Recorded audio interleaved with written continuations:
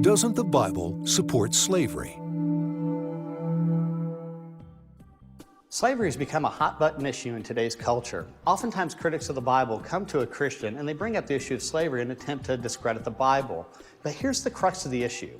When the Bible talks about slavery under the Mosaic Law in the time of Moses, leading up through the time of Christ and that sort of thing, was that slavery the same as harsh slavery? The answer is a resounding no. The fact is, it was completely different. And I want to read you a passage here in Exodus chapter 21, verse 16. He who kidnaps a man, whether he sells him or is found in his possession, shall surely be put to death. Now that's a pretty serious judgment on someone who is a slave trader who goes out and kidnaps people and takes them into the slave trade to be sold as a slave. Now, why would Moses bring up something like this? Well, what it is, Moses is trying to distinguish between harsh slavery and the slavery that was going to undergo at the time of the Israelites. In essence, it was the first type of bankruptcy law. Now see, back in ancient times, if a person had lost themselves to debt, had become incompetent with their finances, really what happened is someone would say, I want to get paid, and they said, oh, we don't have the money. Well, fine, they'd throw you in jail till you paid it. Well, you didn't make anything when you were in jail, so by and large, you were just in jail for the rest of your life. The government didn't step in and pay your debt and that sort of thing. Bankruptcy is actually more of a modern invention.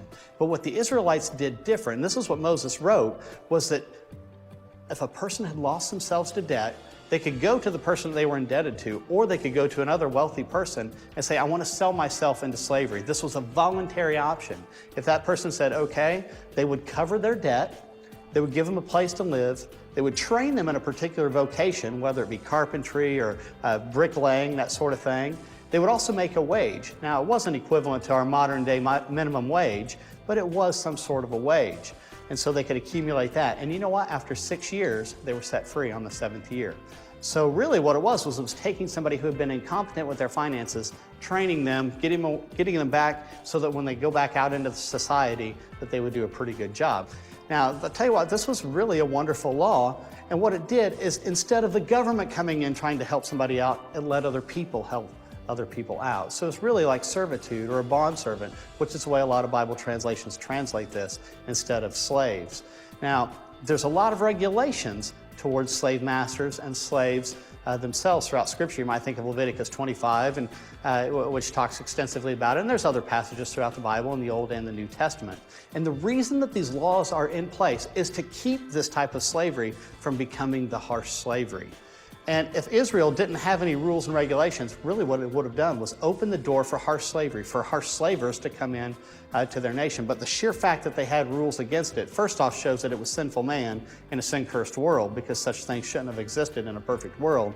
But we're not in a perfect world. And by having those regulations, it prevented these other cultures from kind of taking over the slave trade in that particular area. In fact, it discouraged harsh slavery as well as harsh slave traders to come into that particular area. Now I want to sum this up with a few bullet points, just to kind of give you a few reminders. First off, slavery in the Bible is not the same as harsh slavery that other people often think of, which occurred here in the Americas or in Europe, which are both terrible stains to each of these particular nations, say the United Kingdom or the United States of America. Now, another bullet point on this is that it was a voluntary option. If somebody had lost themselves to debt, it was basically like a type of bankruptcy law. They would enter into that voluntarily. After the 6th year, they were allowed to go free. And here's another really strong bullet point that many people may miss, is that Christians themselves, even in today's day and age, were the ones who led the fight to abolish slavery, say in the Americas or say throughout Europe. You might think of great Christians like Abraham Lincoln or William Wilberforce, who fought to abolish harsh slavery. And that was the right thing to do, because morally, harsh slavery is wrong. Just as a last call, Christians, we should be leading the way on every moral issue. And so I want to encourage you to do that.